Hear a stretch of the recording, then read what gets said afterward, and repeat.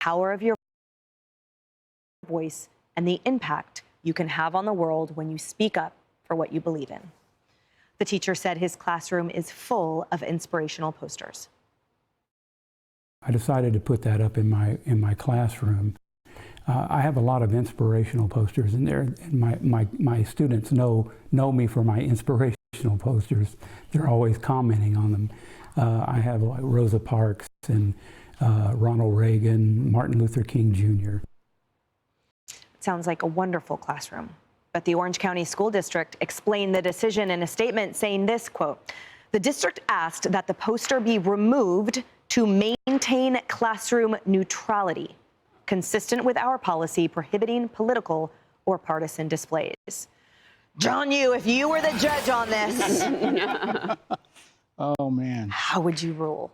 Oh, I turned down Trump for an appointment on the bench already once. I don't want another one. No, but in seriousness, I think Governor DeSantis, right? This is Orange County, Florida, is already trying to figure out how to fire the principal of this school and this school district because, one, the policy itself seems wrong.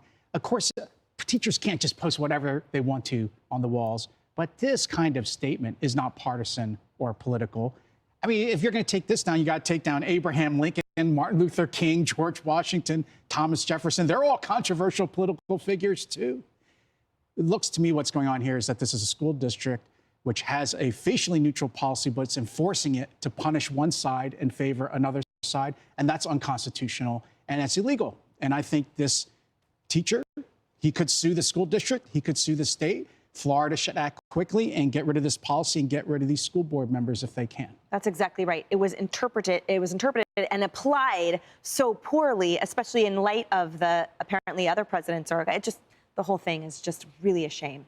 Well, and it shows the partisan politics of the people who made this decision, because as you just said, Emily, there's a law, and so they just took it upon themselves to interpret it in a way that fit their politics. But the names he called out, who are also on the wall, MLK, Rosa Parks, I mean, those people are not there because of necessarily the politics of the time for them. There are a lot of things at play. But they're there because of our historical connection to the change that they brought. That's Charlie Kirk by definition.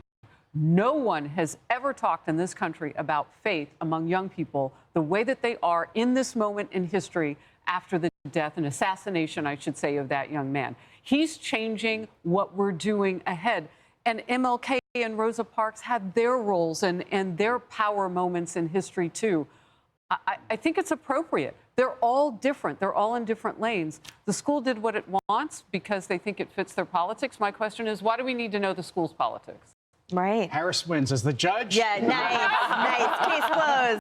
Bring on the views advocate, but it's not going to be close. Well, I mean, initially I thought to myself, you know, I've never really wanted to see politics in classrooms in any way. But then when I looked at the quote that he put up and hung that Charlie said, that I understood. And plus, Charlie is no longer with us, as are the other inspirational quotes in that room. So, you know, but they're missing the moment. The district is missing the moment.